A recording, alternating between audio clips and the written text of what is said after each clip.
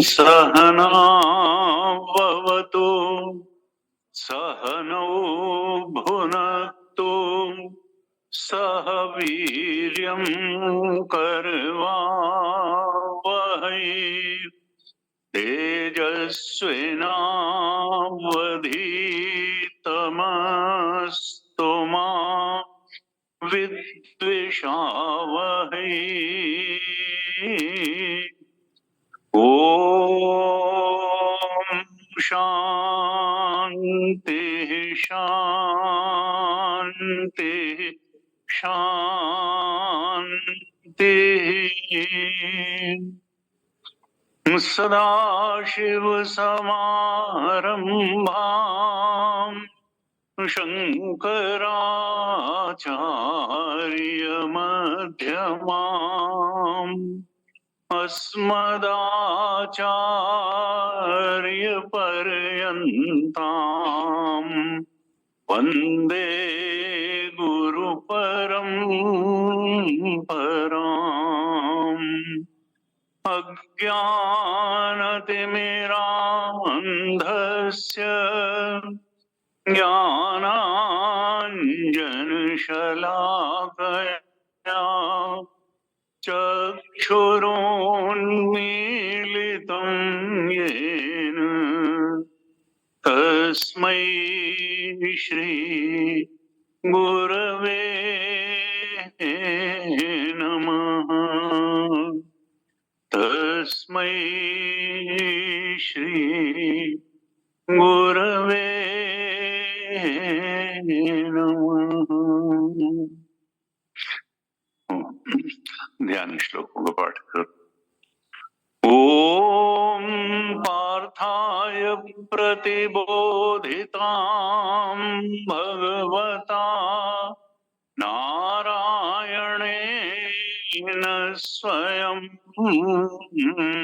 व्यासेन ग्रथितां पुराणमुनिना मध्ये महाभारतम् अद्वैतामृतवर्षिणीं भगवतीम् अष्टादशाध्यायिनीम् अम्ब त्वामनुसन्दधामि भगवद्गीते भवद्वेषिणीम्। नमोऽस्तु ते व्यास विशालबुद्धे फुल्लारविन्दायत पत्रनेत्र येन त्वया भारत तैलपूर्णः प्रज्वालितो ज्ञानमयः प्रदीपः प्रपन्न पारिजाताय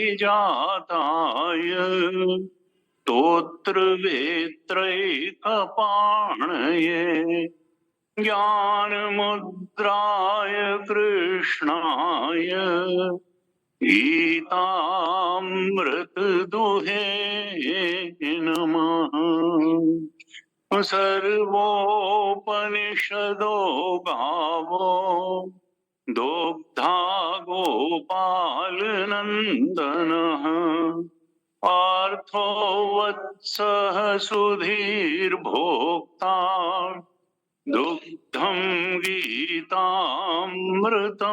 महत्। वसुदेवसुतं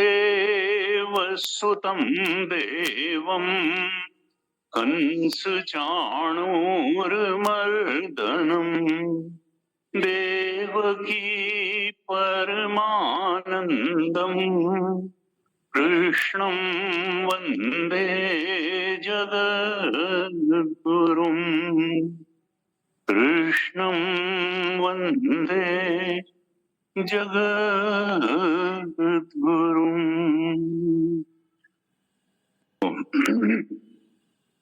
श्रीमद् भगवद गीता हम लोग पिछले 6 दिन से चर्चा कर रहे हैं, भगवान नटशेल में कौन सा केंद्रीय संदेश भगवत गीता के माध्यम से हम लोगों को देना चाह रहे हैं। और हम लोग अस्तित्व लेकर के पैदा होते हैं,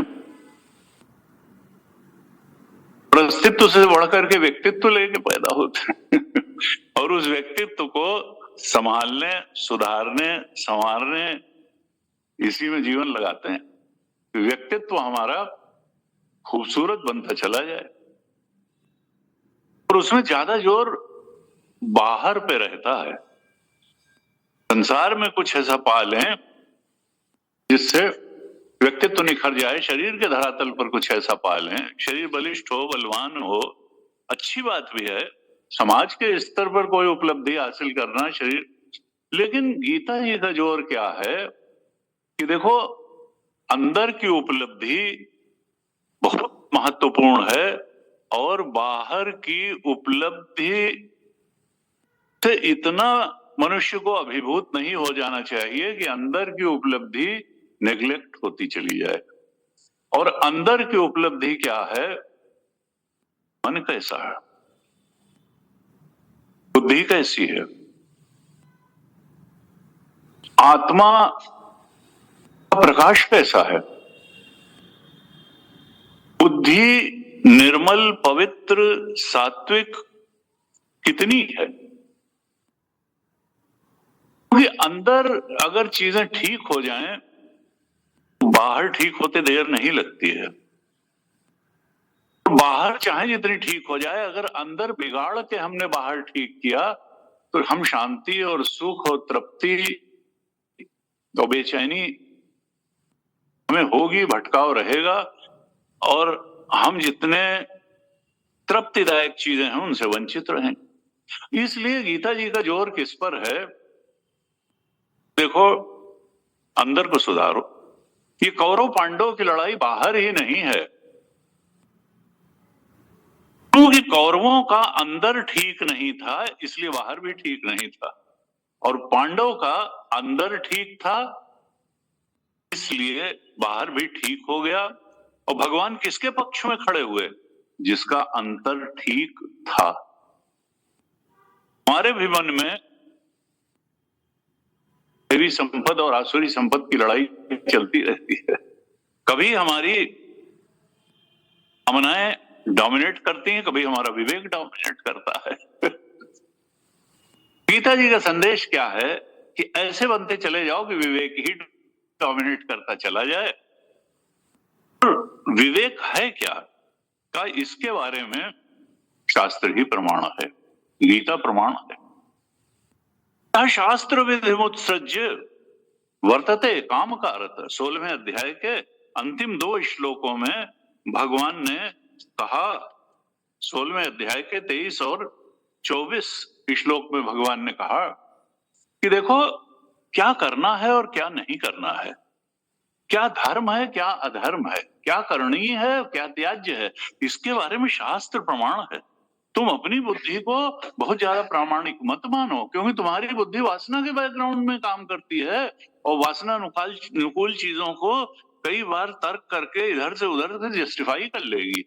लेकिन अगर वो शास्त्र के अनुकूल नहीं है तुम्हारा निर्णय, तो फिर तुम भटक जाओगे। यह शास्त्र विधिमुत्सृज्य वर्तते काम कारत, जो शास्त्र द्वारा निर्धारित विवेक और पथ, भगवान निर्देशित पथ को छोड़ करके मनमानी जीवन जीना शुरू करता है, कामना परायण, इच्छा परायण जीवन जीना शुरू करता है, काम कारत, रुचि परायण जीवन ही जिसके लिए लक्ष्य हो जाता है, न स सिद्धि माप्नोति, वो किसी प्रकार की सिद्धि यानी उसका धर्म और मोक्ष का पुरुषार्थ सिद्ध नहीं हो पाता है।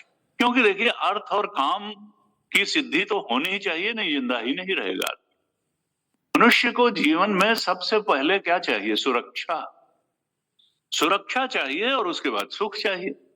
अब हम सब जानते हैं कि सुरक्षा का हमारे समाज में जो केंद्रीय जो साधन है वो धन है। इसीलिए व्यक्ति को धन पाने की इतनी उत्सुकता रहती है, क्योंकि हम सब जानते हैं कि धन से सुरक्षा मिलती है। दवाई धन से मिलेगी, डॉक्टर की फीस देनी पड़ेगी, मकान धन से मिलेगा, गाड़ी धन से मिलेगी, हर चीज सुरक्षा धन से मिल जाती है। और कामनाएं भी कई बार धन से सिद्ध हो, अर्थ और काम। और धर्म के लिए भी धनात् धर्म तथा सुखम, जो हमारे यहाँ धर्म ब्रह्मांड वगैरह है, उसके लिए तो फिर पुरोहित को भी दक्षिणा देनी है, वेदी भी आनी है, समिधा भी लानी है, तो धार्मिक क्रियाओं के लिए भी धन की आवश्यकता होती। अब लेकिन जो मोक्ष चरम और परम पुरुषार्थ है चार पुरुषार्थों में, उसके लिए फिर क्या है कि धन हो ना हो वो गौण बात है, आत्मा की शुद्धि होनी चाहिए। धन की आसक्ति अगर बहुत ज्यादा हो गई तो अंतःकरण की अशुद्धि का कारण हो जाएगी। धन से कोई झगड़ा नहीं है, लेकिन धन की आसक्ति से झगड़ा है।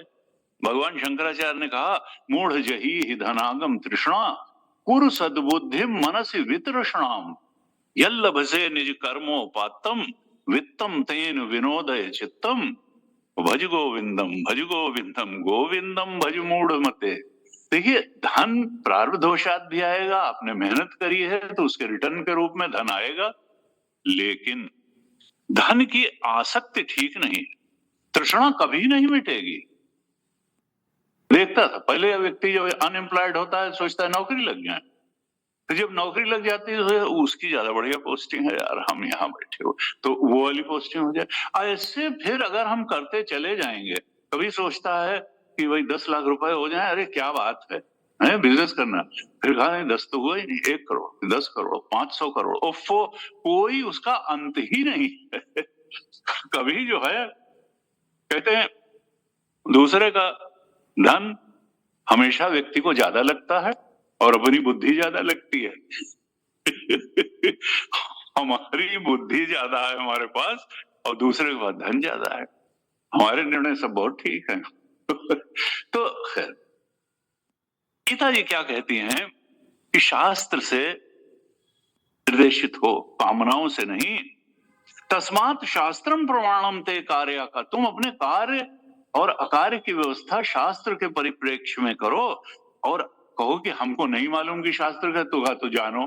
ज्ञात्वा शास्त्र विधानोक्तम कर्म कर्तुम ये अरसी, तुम शास्त्र के विधान को, गीता जी के गीता शास्त्र है, शास्त्र के विधान को जान करके अपने कर्तव्य और कर्तव्य का निर्धारण करो, तब जीवन में शांति भी आएगी, सुख भी आएगी, अंतःकरण निर्मल सात्विक पवित्र बन जाएगा और तुम्हारे जीवन में बाहर से भी समता बनी रहेगी, तृप्ति बनी रहेगी और अंतर्मुखी यात्रा भी सिद्ध हो जाएगी। तुम चरम और परम पुरुषार्थ मोक्ष की तरफ बढ़ते चले जाओगे। तो मूल संदेश तो गीता जी का यही है कि देखो, शास्त्र विधि के, कृष्ण के वचनों के अनुसार जीवन बनाने का प्रयास करो। मानव रुचि परायण जीवन न जियो, शास्त्र परायण भगवान के निर्देश के अनुसार जीवन जियो। तो हमने श्लोकों को देखा है पिछले दिनों में, आज फिर जितना समय होगा थोड़ा देखेंगे। अध्याय 2 के 62 और 63 श्लोक में भगवान ने बड़ी सुंदर बात बताई है। अध्याय के 2 के 62 और 63 श्लोक, 62 एंड 63, चैप्टर 2। ये दोनों श्लोक जब जो बाइडेन जीते और उनका ओथ टेकिंग सेरेमनी हो रहा था, तो वहां भी सैन होजिए की एक डिवोटी ने ये दोनों श्लोक पढ़े थे और इनका अर्थ भी बताया था। और वहां भी लोगों ने कहा था कि हम इसके परिप्रेक्ष्य में अपने शासन का संचालन करने का पूरा प्रयास करेंगे। तो देखिए, गीता कितना सर्वमान्य ग्रंथ है और किस तरीके से जो है। तो ये 2 श्लोक क्या हैं, 62 और 63 श्लोक में ये एक बताई है भगवान ने इसमें लैडर ऑफ फॉल, मनुष्य का पतन कैसे कैसे होता है। और इसको उल्टा कर दें, यानी ये तो पतन की सीढ़ी बताई है, इसका अगर उल्टा कर दें तो यही उत्कर्ष की सीढ़ी भी बन सकती है। क्योंकि सीढ़ी तो वही होती है, हम उससे चढ़ के छत पे भी जा सकते हैं और उससे नीचे भी उतर सकते हैं। तो यहाँ तो लैडर फॉल बताई है, इसका उल्टा अगर हम कर देंगे तो वो चरम और परम पुरुषार्थ मोक्ष तक भी पहुंचाने का मार्ग साधन बन जाएगी वही सीढ़ी। तो भगवान क्या कहते हैं, 8 चीजें इसमें बताई भगवान ने। ध्यायतो विषयान पुंसा, हे मनुष्य जब तुम ध्यायतो विषयान, जब तुम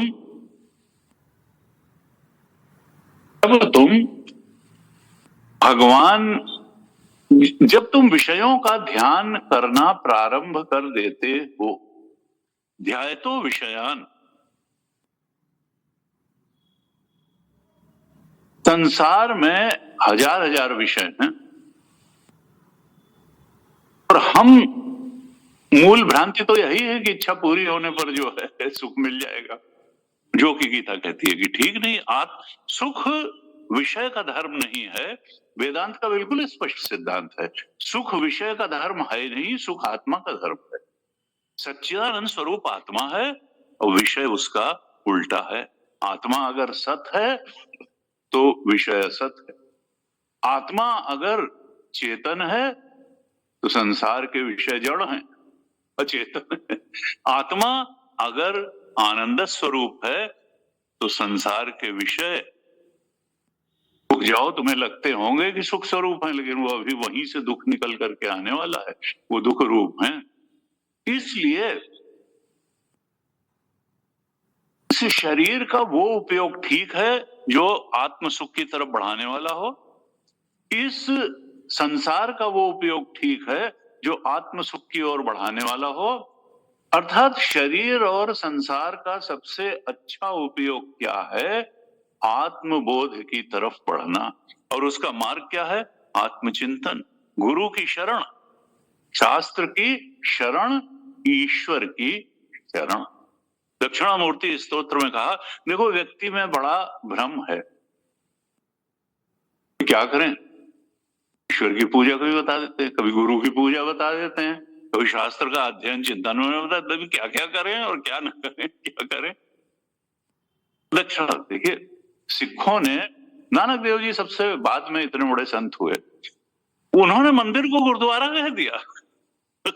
उनके यहाँ मंदिर को मंदिर नहीं कहते, मंदिर को गुरुद्वारा कह देते। कि गुरु का जो द्वार है, गुरु भी देव। और दक्षिणामूर्ति स्तोत्र में भगवान शंकराचार्य ने कहा, ईश्वरो गुरुरात्मेति मूर्ति भेद विभागिने। ईश्वर, गुरु और आत्मा, इनमें नाम और रूप में ही खाली अंतर है, ये वस्तुतः एक ही चीज है। ईश्वरः गुरु आत्मा इति ईश्वरो गुरुरात्मेति मूर्ति भेद विभागिने। इनमें केवल नाम रूप का अंतर है, व्योमवत व्याप्त देहाय, ये सब ऑल परवेडिंग हैं। व्योमवत व्याप्त देहाय दक्षिणामूर्तये नमः, दक्षिणामूर्ति भगवान ये कहते हैं। तो हमें अंतर नहीं करना चाहिए। अखंड मंडला, गुरु स्तोत्रम में बार बार ये चीज आती है, हम मंगलाचरण में भी कहते हैं, अज्ञान तिमिरांधस्य ज्ञानांजन शलाकया चक्षुरुन्मीलितम येन तस्मै श्री गुरु। जिसने हमारे अज्ञान का अंधकार खोल दिया और ज्ञान की चक्षुओं को खोल दिया, वैसे उन गुरु को नमस्कार है। वेदांत में अंतःकरण की शुद्धि महत्वपूर्ण है, गुरूप सत्ती, गुरु के चरणों में सर झुकाना महत्वपूर्ण है, उसमें श्रद्धा रखना महत्वपूर्ण है, और फिर श्रवण मनन, गुरु के शास्त्र अनुसारी उपदेशों का श्रवण करके, मनन करके, उस नॉलेज पे मेडिटेट करके अपने आत्म स्वरूप के बोध में दृढ़ता से स्थित हो जाना, ये उपनिषद और गीता प्रतिपादित मार्ग है। यहाँ भगवान लैडर ऑफ फॉल के रूप में क्या बताते हैं कि पहला स्लिप कहां से शुरू होता है, जहां हम जो जीवन का चरम और परम लक्ष्य है आत्मबोध, उधर न चल करके उल्टी दिशा में चलने लगते हैं, जब हम सुख बुद्धि पूर्वक विषयों का चिंतन शुरू करते हैं। ध्यायतो विषयान, अरे ये इतनी बढ़िया बात भाई, ये तो बहुत ही ज्यादा हमको जो है एकदम तृप्त कर देगी, सुखी कर देगी, संतुष्ट कर देगी। और जो है तो विषय, जब हम विषयों का सुख बुद्धि पूर्वक चिंतन प्रारंभ करते हैं तो संगस्तेषु उपजायते, उनसे आसक्त हो जाते हैं। यानी हमारे विषय में कुछ नहीं रखा हुआ है, हमारे चिंतन में वो सामर्थ्य है कि हम विषयों से आसक्त हो जाते हैं। इसीलिए आसक्ति का केंद्र कई बार पोल से पार्ट होता है। एक व्यक्ति जो सिगरेट, उसको मालूम ही नहीं पड़ेगा कि मिलती कहाँ है, लिकर की शॉप कहाँ कहाँ है, और पीने वाले को हर इलाके में मालूम होगा, यहाँ जो है वहां है वहां। तो आप सुख बुद्धि पूर्वक जिसका भी चिंतन शुरू करेंगे, कुछ देर बाद वो चीज आपके आकर्षण का केंद्र हो जाएगी, आप इंटेंगल हो जाएंगे, उसमें आसक्त हो जाएंगे। लेकिन ये नहीं है कि वो चीज बहुत अच्छी है, उसका कारण यह है कि आपका चिंतन उस प्रकार का है। ध्यायतो विषयान पुंसः संगस्तेषु उपजायते, कहा संगात संजायते कामा। जब सुख बुद्धि पूर्वक आपने चिंतन किया और उस विषय से आसक्त हो गए तो कामना पैदा हो जाएगी कि अब मिलनी ही चाहिए, ये चीज मुझे प्राप्ति ही होनी चाहिए। उस विषय की कामना पैदा हो जाएगी, और फिर अगर वो चीज नहीं मिली, क्रोध पैदा हो जाएगा। कामात क्रोधो भी जायते। देखिए, कामना पूरी हो जाती है तो लोभ के रूप में वो कामना बढ़ जाती है, अब और मिले, क्योंकि मिली तो थोड़ा तो सुख मिलता ही है। तो फिर कामना पूरी होकर लोभ बन जाती है, और कामना में जब बाधा पड़ती है तो क्रोध के रूप में चित्त को परेशान कर देती है। कामात कामात क्रोधो भी जायते, और क्रोधात भवति सम्मोह। कहा जब क्रोध में आदमी भर जाता है तो उसको अपने लोग भी दुश्मन दिखाई देने लगते उसको चीजें वैसी नहीं दिखाई देती जैसी वो होती हैं। भगवान शंकराचार्य ने एक गीता भाष्य में लिखा कि क्रोधित व्यक्ति से थोड़ा दूरी बना के रखनी चाहिए। कहा क्योंकि गुरुमपि आक्रोशति, वो गुरु को भी अपशब्द कह सकता है। जिस समय क्रोध सवार होता है व्यक्ति, उस समय असल में वो मनुष्यता से थोड़ा नीचे के स्तर, पशुता के स्तर पर चला जाता है। अब उसका बिहेवियर बहुत अनप्रेडिक्टेबल हो जाएगा। कहा क्रोधात भवति सम्मोह, क्रोध से अविवेक डोमिनेट कर जाता है, विवेक खो जाता है, जो चीज जैसी है वैसी दिखती नहीं है। क्रोधात भवति सम्मोह, और सम्मोहात स्मृति विभ्रम। सम्मोह जब हो जाता है, उल्टी बुद्धि हो जाती है, मोह वैचित्य उल्टी बुद्धि, और रावण मोह का ही प्रतीक है। मोह सकल अनरथ कर मूला, तिनते पुण्य उपजाहि बहुसूला, कामवात कफ लोभ पारा, क्रोध पित्त नित छाती जारा। कहा सम्मोहात स्मृति विभ्रम, जितना स्मृति विभ्रम हो जाता है, बहुत सत्संग किया, गुरु से भी ज्ञान प्राप्त किया, शास्त्र का भी अध्ययन किया, और वो कुछ याद नहीं आता है। केवल क्रोध जब सवार होता है तो लगता है कि इसका भी अनिष्ट थोड़ा हम कर ही दें जिसने क्रोध दिलाया। तो कहा कि स्मृति विभ्रम, शास्त्र ज्ञान भूल जाता है, गुरु द्वारा दिया ज्ञान उपदेश भूल जाता है, याद ही नहीं रह जाता, स्मृति विभ्रम हो जाता है। और कहा स्मृति भ्रंशात बुद्धिनाशो, जब स्मृति ही नहीं रह गई तो फिर बुद्धि का मतलब क्या है कि जिसमें ये विवेक हो कि क्या करना है और क्या नहीं करना है, तब तो उसको बुद्धिमान कहते हैं। नहीं तो थोड़ी बहुत बुद्धि तो सबके पास होती है, लेकिन सबको बुद्धिमान नहीं कहते। जो अपनी बुद्धि का बहुत ही अच्छा, ऊंचा और सार्थक प्रयोग करने में सक्षम होता है, उसी को बुद्धिमान कहते हैं। स्मृति भ्रंशात बुद्धिनाशो, कार्य क्या है अकार्य क्या है इसका विवेचन करने की क्षमता ही, योग्यता ही नष्ट हो जाती है, बुद्धिनाश हो जाता है।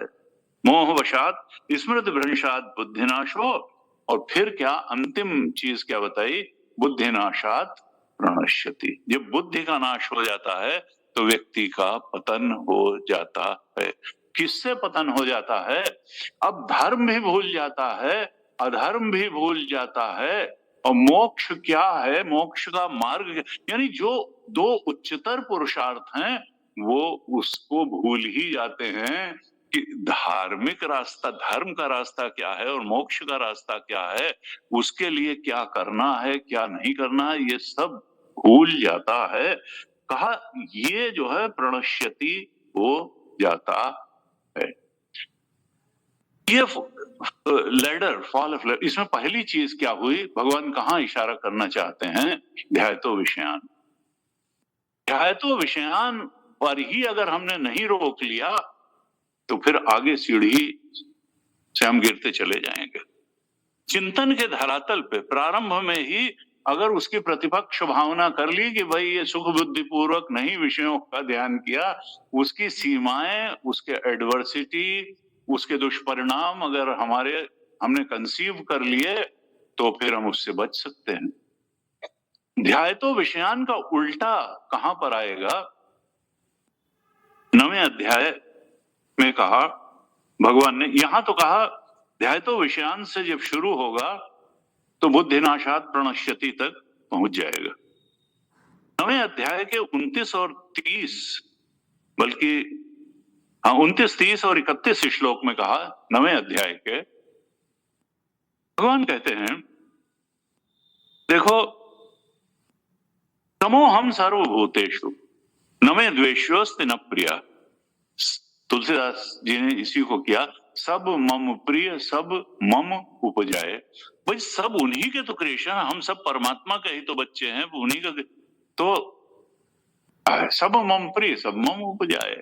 लेकिन तिनुमा मोह मनुज अति भाए, उन्होंने कहा उसमें मुझे मनुष्य सबसे प्रिय, क्योंकि बुद्धिमान प्राणी है। ऐसे ऐसे वहां भी एक सीढ़ी बताई और अंत में कहा सबसे प्रिय मोह निज दासा, मुझे अपना भक्त सबसे ज्यादा।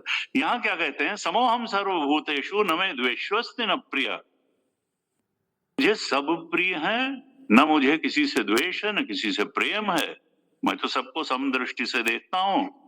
फिर उसके बाद एक क्लास लगा देते हैं दूसरी पंक्ति में 9:29 की, ये भजंती तो माम भक्त्या, लेकिन जो भक्ति पूर्वक प्रेम पूर्वक मेरा भजन करते हैं, भजनम नाम सेवनम, मेरी बात मानते हैं, मेरे बताए गीता के वचनों के अनुसार जीवन बनाते हैं, ये भजंती तो माम भक्त्या मई ते तेषु चाप्य, हम वे मुझ में हैं और मैं उनमें हूं।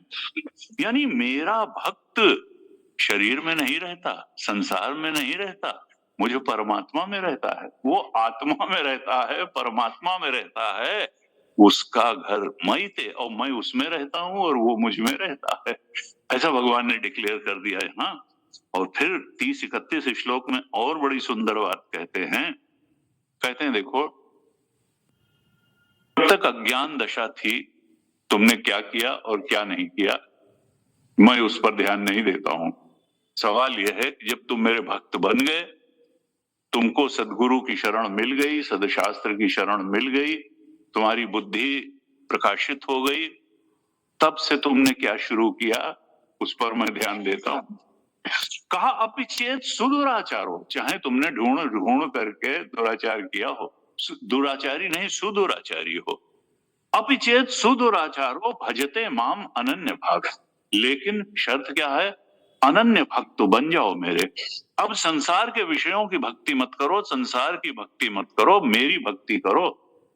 मेरे और भक्ति में मूल वही है, ध्यायतो विषयान की जगह ध्यायतो भगवान करो। वहां क्योंकि ध्यायतो विषयान करोगे तो बुद्धिनाशात प्रणश्यति तक पहुंच जाओगे, और ध्यायतो आत्मान करोगे, ध्यायतो भगवान करोगे, आत्मचिंतन करोगे विषय चिंतन के बजाय, तो भगवान बताने वाले हैं कि न मे भक्तः प्रणश्यति। वहां तो बुद्धिनाशात प्रणश्यति था, यहाँ न मे भक्तः प्रणश्यति, मेरे भक्त का कभी नाश नहीं होता है। तो 29 में कहा ये भजंती तो माम, 30 में फिर कहा अपिचेत सुदुराचारो भजते माम, चाहे सुदुराचारी भी हो फिर भी अनन्य भक्ति अगर मेरी करता है तो साधु रे वो समंतव्य, उसको तो तुम साधु ही जानो। सम्यक व्यवस्थित हो ऐसा, क्यों? क्योंकि अब उसने यथार्थ का निश्चय कर लिया है कि आत्मा ही यथार्थ है, आत्मा ही पाने योग्य है, आत्मा ही सुखद स्वरूप है, आत्मा ही आनंद स्वरूप है, आत्मा ही सत स्वरूप है, आत्मा ही ज्ञान स्वरूप है, वो दृढ़ निश्चय वाला है, सम्यक व्यवसितो ही स। उसका अब यथार्थ क्या है और दिखावटी चीज क्या है, वो निश्चय दृढ़ हो गया है और इस कारण से वो अनन्य भक्त बन गया है मेरा। ऐसा जो मेरा भक्त है, 31 में कहते हैं क्षिप्रम भवति धर्मात्मा। अब वो सुदुराचारी नहीं है, वो हो गई, पास्ट इज डेड। गुरुदेव बार बार कहते थे, देखो हमको अपने को बहुत छोटा नहीं समझना चाहिए, न बनाना चाहिए कि अरे हम कैसे और हम तो भी हैं। भगवान सर्वशक्तिमान, हम थोड़ा बढ़ेंगे, वो अनंत कृपा के लिए तैयार बैठा है और उसकी कृपा से करतुम अकर्तुम अन्यथा करतुम, वो शक्ति भी दे देता है, वो साधना भी करा लेता है, वो साधना में सफलता भी दे देता है। क्षिप्रम भवति धर्मात्मा। अब अगर वो अनन्य भक्त है तो बहुत जल्दी वो धर्मात्मा हो जाएगा, वो दुराचारी या सुदुराचारी नहीं हो रह जाएगा। और फिर उसका शुभ परिणाम क्या होगा कि शाश्वत शांतिम निगच्छति, शाश्वत शांति को वह प्राप्त करेगा। और शाश्वत शांति आत्म शांति है, यानी आत्म स्थिति की शांति को वो प्राप्त कर लेगा, स्वरूप बोध की शांति को प्राप्त कर लेगा। कहा कौन्तेय प्रतिजानी ही न मे भक्तः प्रणश्यति। तुम जान लो अर्जुन, बिल्कुल निश्चय पूर्वक जान लो, मैं सत्य कह रहा हूं, प्रतिज्ञा पूर्वक कह रहा हूं कि मेरे भक्त का नाश नहीं होता है। देखिए नारद गए, अपने को बड़ा संयमी और सब मानते थे, और भगवान से जो है विष्णु मोहिनी के स्वयंवर में कि अपना रूप दे दो भाई, तुम तो सबसे सुंदर हो। तो फिर जो है उन्होंने तो बंदर का दे दिया, क्योंकि हरि का एक अर्थ बंदर भी होता है, अब बंदर का दे दिया। और गुरु जी कहते थे भाई वो जिस लाइन में बैठे हैं वो विष्णु मोहिनी उस पूरी लाइन को ही छोड़ के और वो चली गए। अब शंकर के दो गणों को केवल ये दिखाई दे, तो बाकी कोई नहीं जान पाया। सबने जो नारद जी को प्रणाम किया और सबको नारद ही ऋषि ही दिखाई दिए। और लेकिन यही था कि बाद में कहा कि देखो नमे भक्ता प्रणश्य, तुम अपने नाश की तैयारी कर रहे थे, तुम देवर्षि नारद, और तुम्हारा मन अगर भटक गया तो मैं थोड़ा तुमको भटक जाने देता। नमे भक्ता प्रणश्यति, तुम अगर एक बार भगवान के भक्त बन गए तो तुम चाहोगे भी अगर कि तुम पतित हो जाओ। बुद्धिनाश हुआ उनका, और बुद्धिनाशात प्रणश्यति, क्योंकि ध्याय तो विषयान हुआ था, और ध्याय तो भगवान कुछ देर के लिए ब्रेक हुआ था, और क्रोधात भवति सम्मोह भी हुआ था। भगवान को ऐसी ऐसी बातें सुनी, परम स्वतंत्र न सिर पर कोई, भावे मनाई करो तुम सोई, और भले भवन अब बाय, इसलिए अब अच्छी जो है पंगा लिया है तुमने मुझसे टक्कर लेके, ऐसा शाप दूंगा कि जैसे मुझे नहीं तुमने स्त्री के वियोग में रखा, तुम भी भटकोगे, रोगे स्त्री के वियोग में अपनी।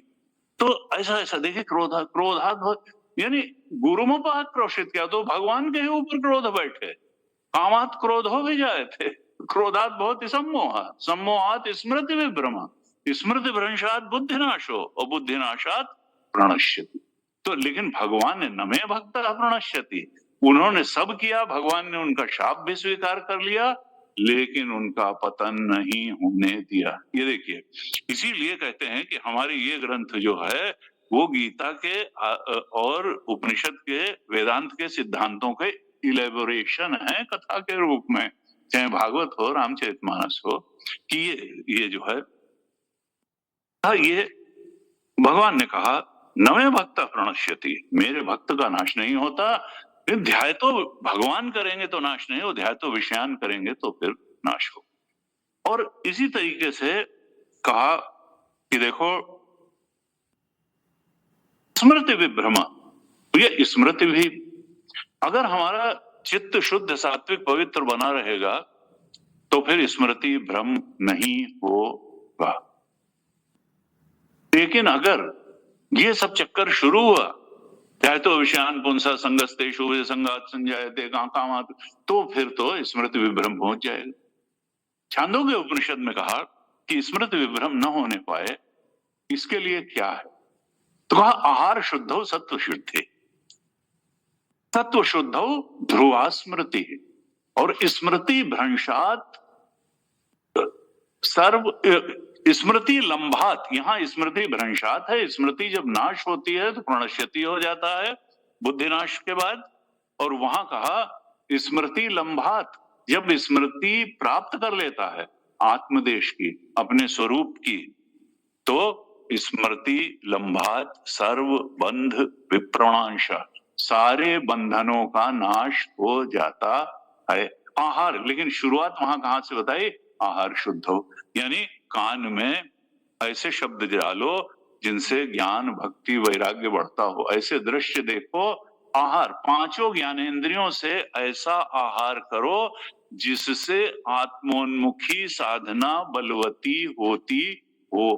आहार, तो फिर चित्त शुद्ध होता चला जाएगा। सत्व शुद्धि, सत्व का मतलब तुम्हारी बुद्धि, तुम्हारा मन, तुम्हारा अंतःकरण। आहार शुद्ध हो, सत्य यानी सत्संग करो, स्वाध्याय करो, शुद्ध चिंतन करो, तो आहार शुद्ध हो। मन का आहार क्या है, पंचनद्या सरस्वती, ये जैसे फाइव स्ट्रीम्स वाली सरस्वती 5 धाराओं से अच्छी अच्छी चीज ला करके मन में कर रही है, और ये निर्मल धारा अगर होगी तो सत्व अंतःकरण की शुद्धि हो जाएगी। आहार शुद्ध हो सत्व शुद्धि, सत्व शुद्ध हो ध्रुवा स्मृति, हटेगी नहीं स्मृति, और स्मृति लंभात सर्व बंध, जितने भी बंधन हैं आत्मबोध के, वो चाहे कौरव की सेना के रूप के हों या जो भी हो, आसुरी वृत्तियों के रूप में हो। अब यही था, दुर्योधन समझ ही नहीं पाता था, या समझ भी अगर पाता था तो लागू नहीं कर। उसने कृष्ण से कहा कि देखो कृष्ण, जानामि धर्मम न च मे प्रवृत्ति, मैं जानता हूं कि धर्म क्या है, मुझे दे देना चाहिए, 5 गांव ही तो मांग रहे हैं, लेकिन मैं नहीं दे पाता हूं। जानामि धर्मम न च मे प्रवृत्ति है, और जानामि अधर्मम न च मे निवृत्ति, अधर्म क्या है वो भी मैं जानता हूं, लेकिन अधर्म के रास्ते को मैं छोड़ ही नहीं पाता हूं। क्योंकि अब ये व्यक्ति की होती है कि कई बार जानते समझते हुए भी, और कई बार विकार से ग्रस्त हुए, डॉक्टर कहता है कि भाई देखो अब लीवर बहुत खराब हो गया है, अब ये सब जो है ये इस तरीके की रंगीन शामें ठीक नहीं है। अरे अब भाई हम छोड़ तो नहीं पाए, फेफड़ा खराब हो गया है, कितने साल से सिगरेट पी रहे हैं, 40 साल से, कितनी भी है, 3 डिब्बी रोज पी, अब छोड़ दो, अरे कैसे छोड़ें, कैंसर हो जाएगा, अब ठीक। तो जानामि धर्मम न च मे प्रवृत्ति, जानामि अधर्मम न च मे निवृत्ति। दुनिया है क्या, सब लोग सुख चाहते हैं, और सुख पुण्य का परिणाम होता है। पुण्य से फलम इच्छन्ति और पापम कुर्वन्ति यत्नता, महाभारत में आया, पुण्य का तो लोग फल चाहते हैं और प्लान कर करके क्या करते हैं, पाप करते हैं, तो फिर कैसे सुख होगा, है? पापम कुर्वन्ति यत्नता, यत्नता पाप करते। यहां पर भगवान ने बताया। तो अध्याय 2 में बड़े सुंदर ये 2 श्लोक आए, अध्याय 9 में 3 श्लोक आए। 18वें अध्याय में भगवान ने सबसे अंत में, उपदेश के करीब करीब अंत में, साधना की सीढ़ी बता दी। साधना की सीढ़ी बता दी कि हमको जीवन में अगर परम और परम लक्ष्य मोक्ष या ओंकार स्वरूप जो अपना है उसके बोध को प्राप्त करना है, अक्षर ब्रह्म को प्राप्त करना है, आत्मानंद को प्राप्त करना है, स्वरूपानंद को प्राप्त करना है, तो हमको क्या क्या करना चाहिए और किन बातों पर ध्यान रखना चाहिए, इसकी एक बड़ी क्रमबद्ध टेबल जैसी भगवान ने दे दी 18वें अध्याय के करीब करीब अंत में। हम थोड़ा इसको, आज अंतिम दिन है इसलिए देख लेते हैं। तो 18वें अध्याय के 51 श्लोक से लेकर के ये भगवान का जो साधना परक उपदेश है ये प्रारंभ होता है। भगवान क्या कहते हैं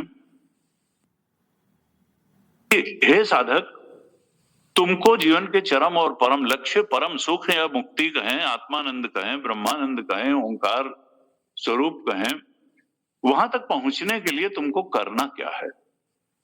51 श्लोक से शुरू करते हैं भगवान, कहते हैं बुद्धिया विशुद्धया युक्ता। सबसे पहले तो तुम ये करो कि अपनी बुद्धि को शुद्ध करो।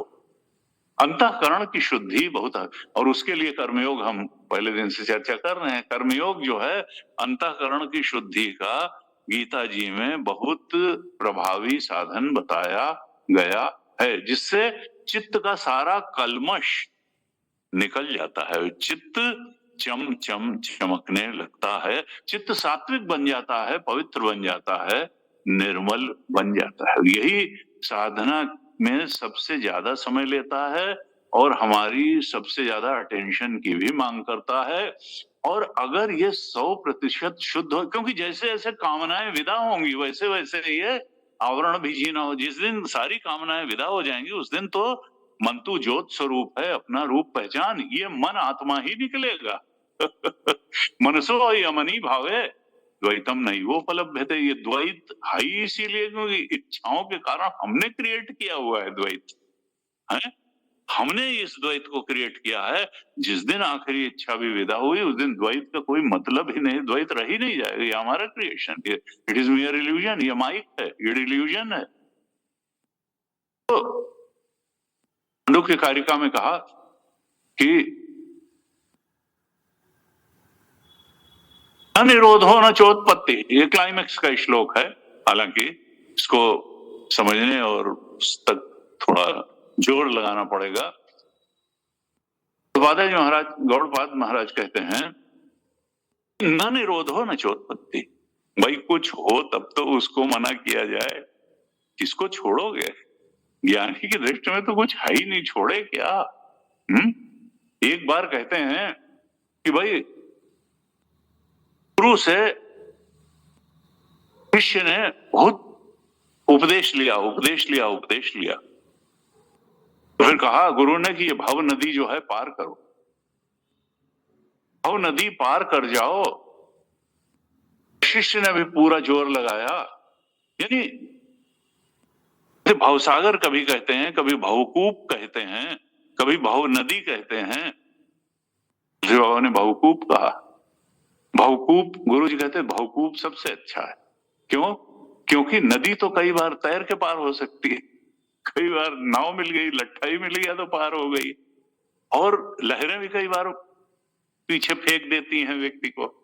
लेकिन कुएं में अगर गिर जाए तो दूसरे की मदद के बिना नहीं निकल सकता।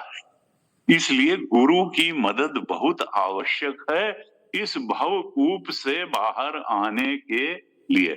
खैर वहां पर दृष्टांत में भव नदी कहा, तो जब वो सब उसने साधना कर ली और भव नदी के पार चला गया तो उत्तृप्त हो गया, असीम तृप्ति और संतुष्टि की अनुभूति हुई। और कहते हैं उसने कहा कि अब पलट करके गुरु को धन्यवाद तो दे दिया जाए। तो देखा न कहीं गुरु था न कहीं कोई भव नदी थी, कुछ था ही नहीं। गुरु न चेला पुरुष अकेला, वो तो आत्म तत्व ही था। किसको धन्यवाद दें और अपने आप को क्या दें, अपनी आत्मा को क्या धन्यवाद दिया जाए। तो चीज जो है कहा न निरोधो न चोत्पत्ति, ज्ञानी की दृष्टि में क्या है, ये कुछ है ही नहीं तो मिटाओगे किसको, हटाओगे? न निरोधो, कहीं कुछ क्रिएट नहीं हुआ है, कहीं कुछ मिटाना नहीं है। न बद्धो न च साधका, आत्मा कभी बद्ध हुई ही नहीं। ये तुम्हारी इच्छाओं के कारण ये इल्यूजन हुआ है कि तुम ब्रह्म चेतन से जीव चेतन बन गए हो।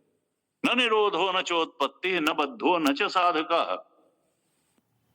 न मुमुक्षुर न वै मुक्ता, कहीं कोई मुमुक्षु नहीं है, कहीं कोई मुक्त है। आत्मा तो सदा मुक्त है। न मुक्षुर न वै मुक्ता इति ऐसा परमार्थता, परमार्थ सत्य तो यही है कि आत्मा कभी न बंधन में आया। शुद्ध आत्मा में कभी भोक्तृत्व हो ही नहीं। एक अखंड अद्वितीय चेतन में भोक्तृत्व नाम की चीज हो ही नहीं सकती है। लॉजिकली इम्पॉसिबल है कि चेतन में भोक्ता भाव आ जाए। अब भोक्ता भाव ही अगर नहीं है तो फिर कर्ता भाव, क्योंकि भोगने के लिए ही तो किया जाता है, फिर कर्ता भाव कहां से? और कर्ता भोक्ता भाव को ही तो जीवन तो कहते हैं, और वो भोगेगा कहां संसार में? उनका ये सब चकल्लस जो है ये हमारी बनाई हुई है, वी की है, वासनाओं की है, इच्छाओं की है। इसलिए इसके ट्रैप में एक बार फंसे तो फिर सब कुछ सत्य है, और इसके ट्रैप से अगर छूटे तो आत्मा के अलावा कुछ सत्य नहीं है। उसको आत्मा कहें, परमात्मा कहें, ब्रह्म कहें, स्वरूप कहें, सच्चिदानंद कहें, आनंद वही है, ज्ञान स्वरूप कहें। नॉलेज ऑफ समथिंग नहीं है, नॉलेज इटसेल्फ है। Pleasure of something, happiness of something नहीं है, हैप्पीनेस इटसेल्फ है, ब्लिस इटसेल्फ है, और ट्रूथ इटसेल्फ है। किसी चीज का सत्य नहीं है। तो हमारे तो वेदांत ज्ञान की ये हाइट है। भगवान कहते हैं 51 श्लोक में, बुद्धिया विशुद्धया युक्तो, तुम तो मेरा चिंतन करते करते, भगवत परायण कर्म करते करते वासनाओं को क्षीण कर दो। जितनी जितनी वासनाएं क्षीण होंगी बुद्धि शुद्ध होती चली जाएगी, अंतःकरण शुद्ध होता चला जाएगा। और फिर कहा धृति आत्मानम नियम्य च, धैर्य पूर्वक तुम आत्मा के चिंतन में ही मन और बुद्धि को लगाए रहो।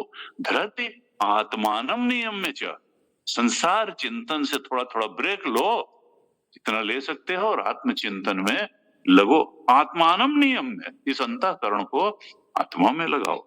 शब्दादीन विषयांश त्यक्त्वा, ये जो विषय हैं इनको बहुत अपना सहयोगी और बहुत ऊंची चीज मत मानो। ये जो भोग हैं इनको, इनके ग्रहण करने को जीवन का उद्देश्य मत मानो, बल्कि इनसे थोड़ा दूरी बना करके रखो। भगवान ने कहा भागवत में आया कि भोग कितना चाहिए मनुष्य का, तो वहां कहा जितने से शरीर चलता रहे उतना ही भोग ठीक है, जितने से बॉडी मेंटेनेंस, क्योंकि तनबिन भजन वेद नहीं बनना, शरीर ठीक रहना चाहिए।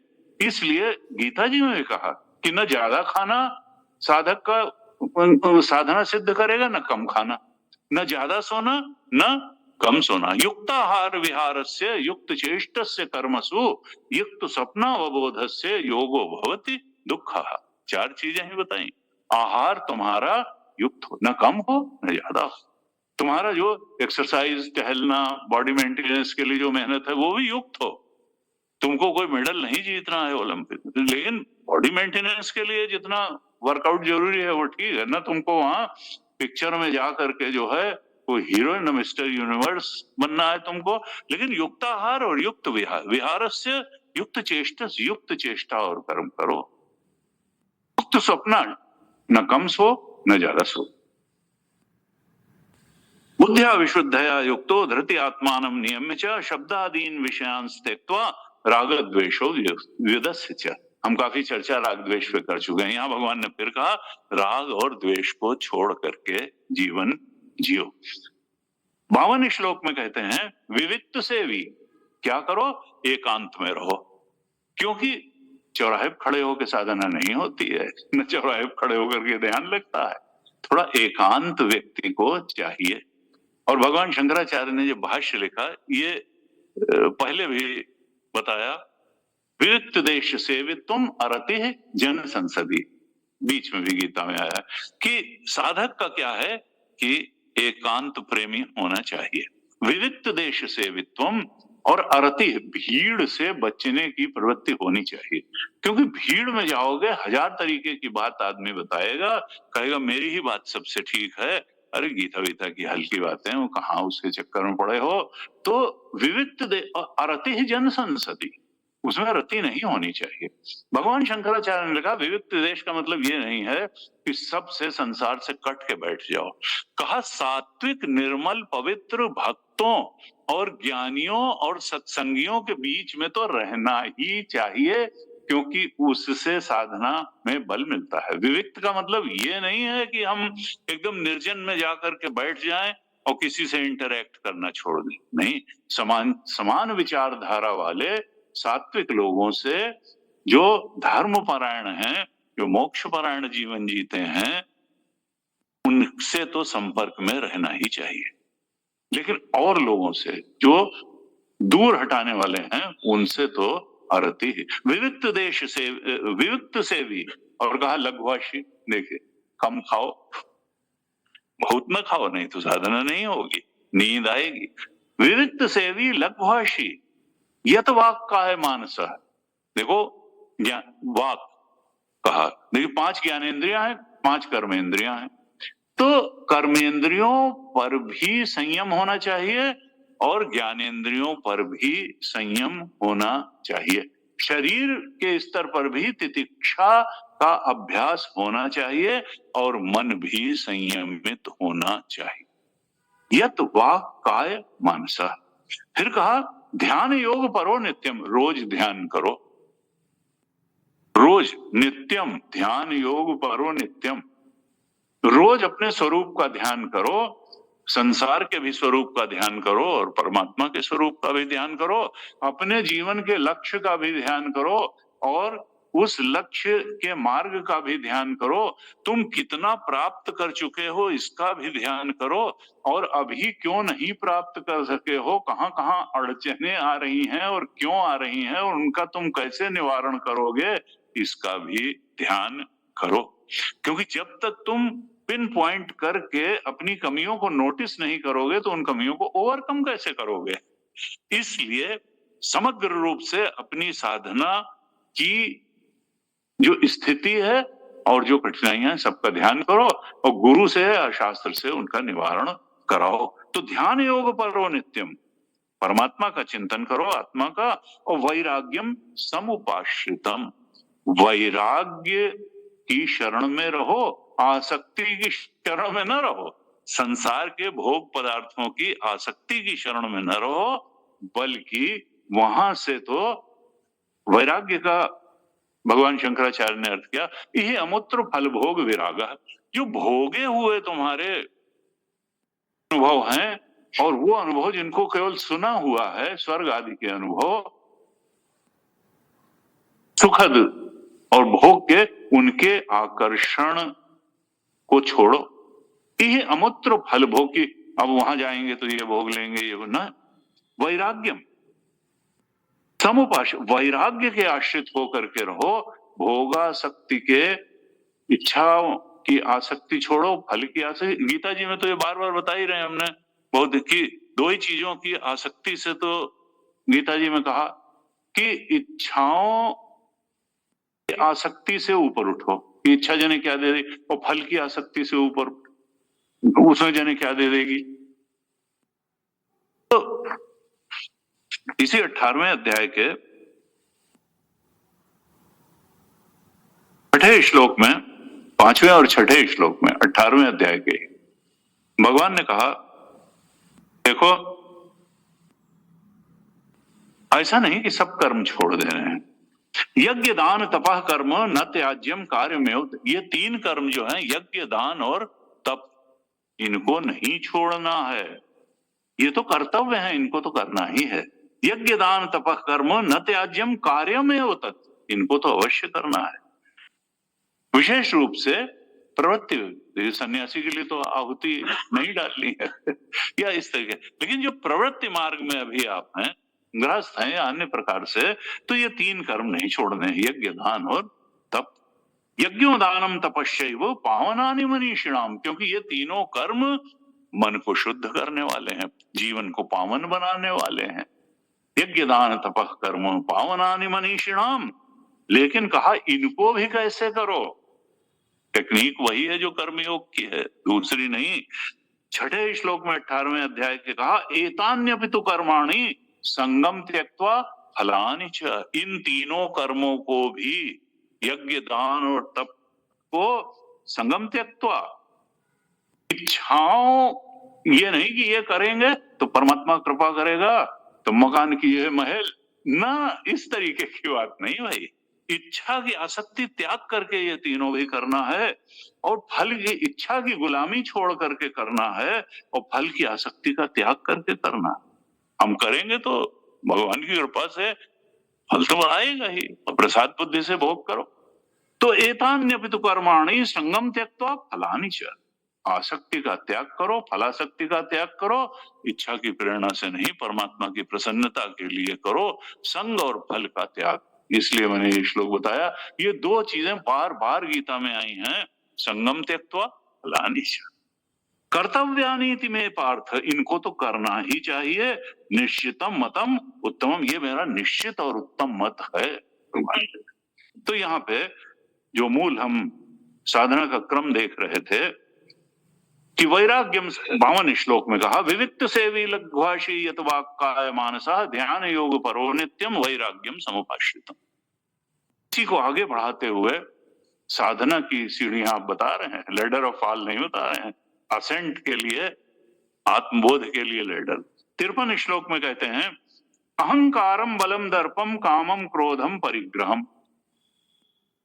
ये जो निगेटिविटीज हैं इनको छोड़ो, इनका जो है इनको दूर हटाओ। विमुच्य, अहंकार को दूर हटाओ। हम भाव कब आता है मनुष्य में? जब अनात्म से तादात्म्य कर लेता है। तीन शरीरों से जब तादात्म्य किया, थे तो शुद्ध चेतन, लेकिन जब तीन शरीरों से तादात्म्य किया तो ईगो डेवलप हो गया, अहंकार डेवलप होगा, फिर ईगो सेंट्रिक डिजायर्स डेवलप हो गई। अब ईगो सेंट्रिक डिजायर्स को पूरी करके ईगो को सजाने के, गीता क्या कहती है कि नहीं, ego and ego centric desires को हटाओ।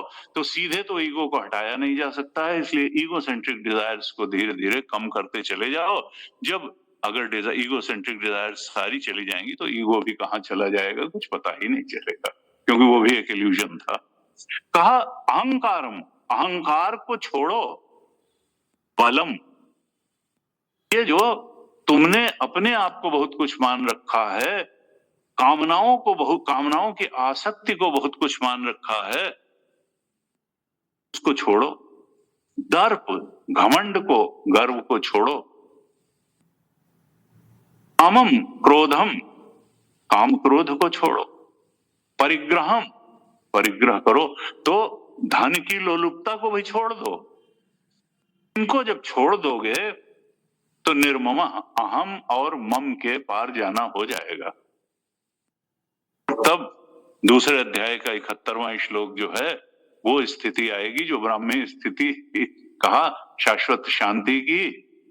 कहा विहाय कामान्य सर्वान् पुमांश्चरति निस्पृह निर्ममो निरहंकार सशांतिम अधिगच्छति। जब अहंता और ममता के ऊपर उठ जाता है तब शाश्वत शांति, ब्राह्मी ऐसा ब्राह्मी स्थिति पार्थ, तब ब्रह्म स्थिति प्राप्त करके शांति को प्राप्त करता है। तो कहा अहंकारम बलम दर्पम कामम क्रोधम परिग्रहम विमुच्य निर्मम शांतो ब्रह्म भूयाय कल्पते। अब जाकर के ये 3 श्लोकों में बताई साधना जब कर लेता है तो वो ब्रह्म बोध का अधिकारी हो जाता है। ब्रह्म भूयाय कल्पते समर्थो भवति, ब्रह्म भवनाय समर्थो भवति, भगवान शंकराचार्य लिखते हैं। अब वो ब्रह्म बोध के लिए मानो बिल्कुल तैयार है। कहते हैं 54 श्लोक में, यहां से भगवान ज्ञान, भक्ति और कर्म तीनों का समन्वय करते हैं 54, 55 और 56 श्लोक में।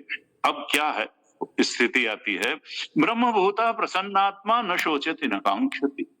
जो ब्रह्म बोध के लिए 51, 52, 53 श्लोकों की साधनाएं करके तैयार हो गया, वो प्रसन्न आत्मा हो गया, शांत, तृप्त, निर्मल, संतुष्ट, अंदर विषय निरपेक्ष तुष्टि उसको प्राप्त हो गई, स्वरूप सुख प्राप्त होने के बिल्कुल निकट है, अत्यंत शांत निर्मल अंतःकरण हो गया, प्रसन्न आत्मा हो गया, प्रसन्न मन हो गया, ब्रह्मभूता प्रसन्न आत्मा, न शोचति न कांक्षति। अब कोई शोक नहीं करता है, कोई इच्छा नहीं करता है। मतलब क्या हुआ, अब वो सन्यासी हो गया, बाहर से कपड़ा पहने और चाहे न पहने।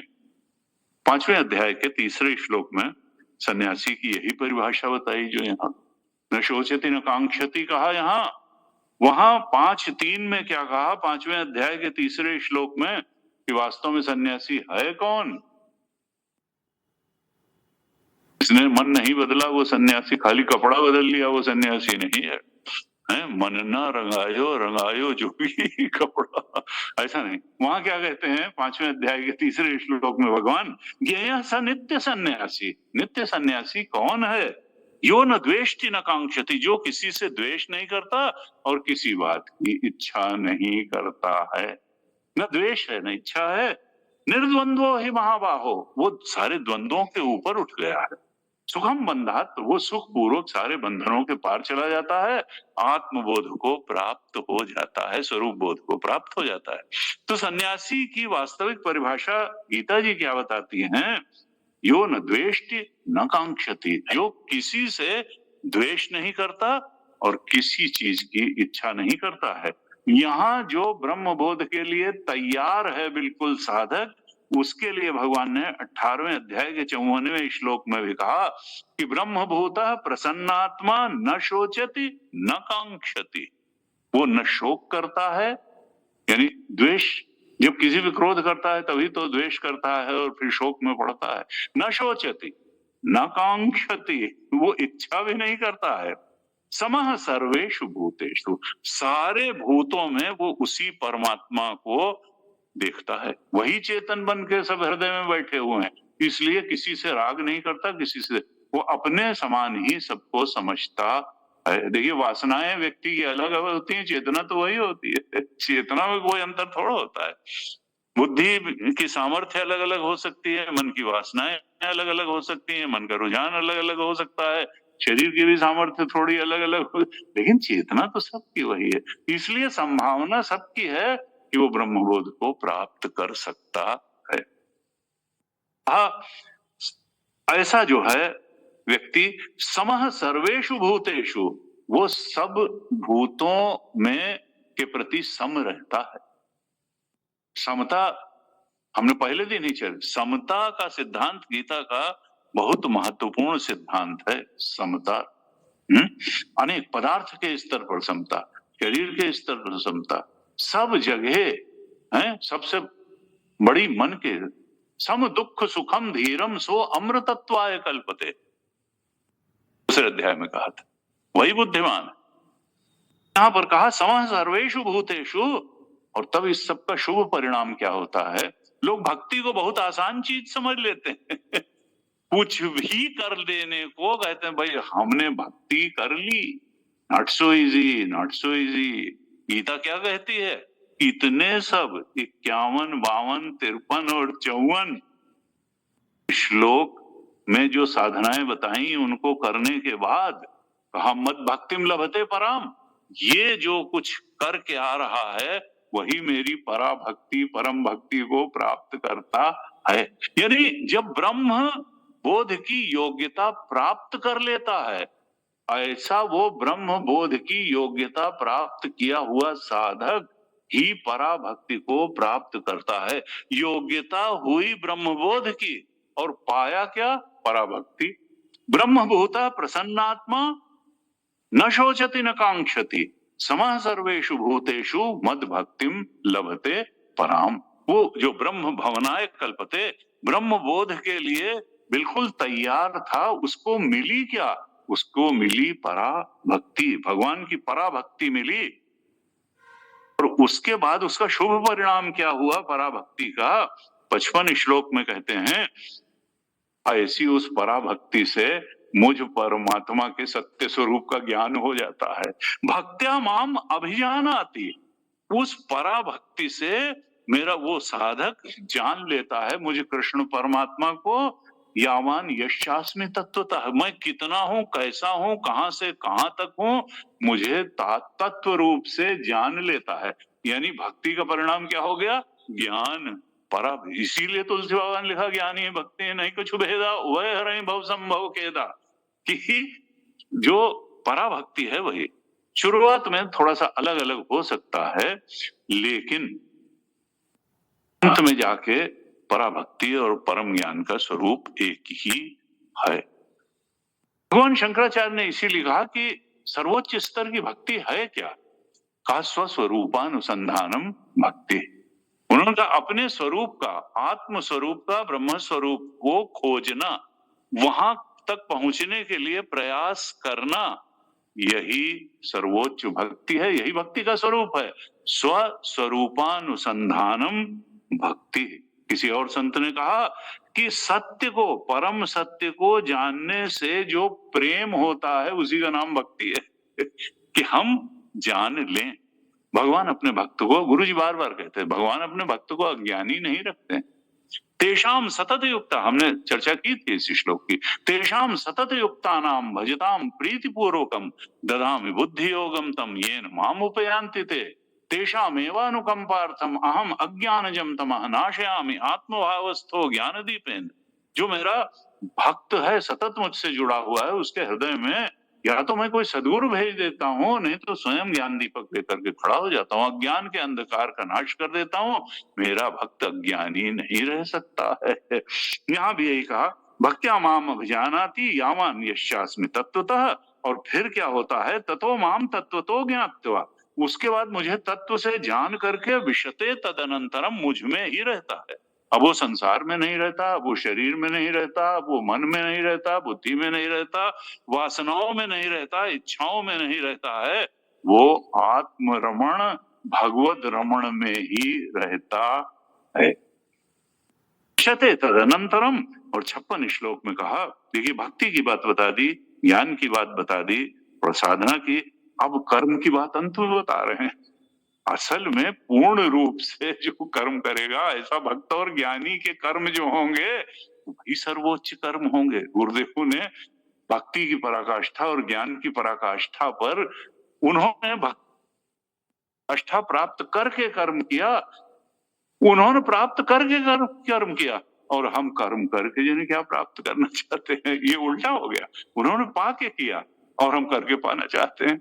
इसलिए उनकी प्राप्ति का स्तर बहुत अलग था, हमारी प्राप्ति का।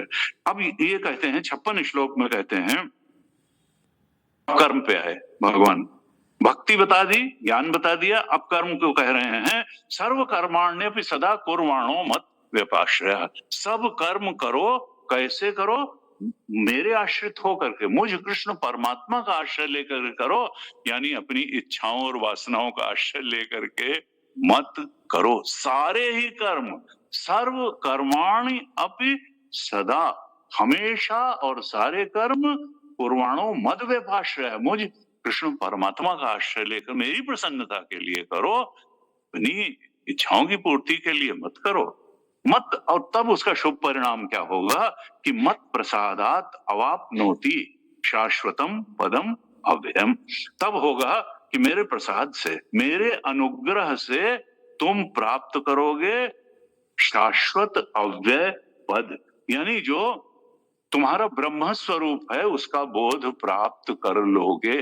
आत्म पद ही तो शाश्वत अव्यय पद है।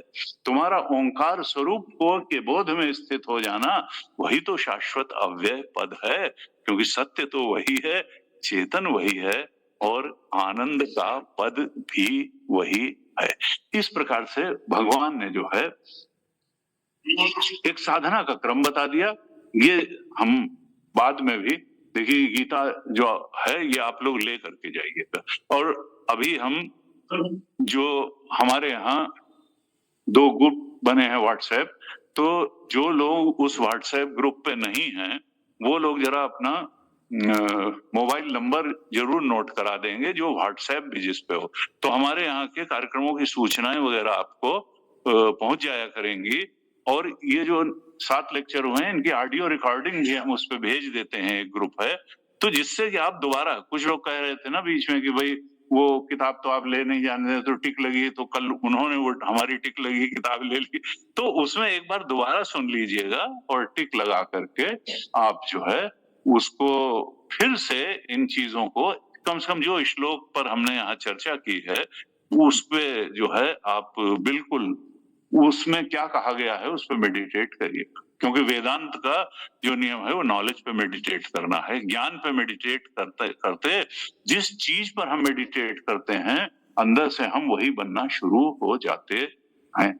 इसलिए उन पर जो है ध्यान देके चिंतन करिएगा और उससे जो है फिर आध्यात्मिक उत्कर्ष की प्राप्ति निश्चित रूप से होगी। तो आज जो है ये सत्र तो अब यहीं पर जो है आज हमको समाप्त ही करना पड़ेगा। 7 दिन हो गए हैं।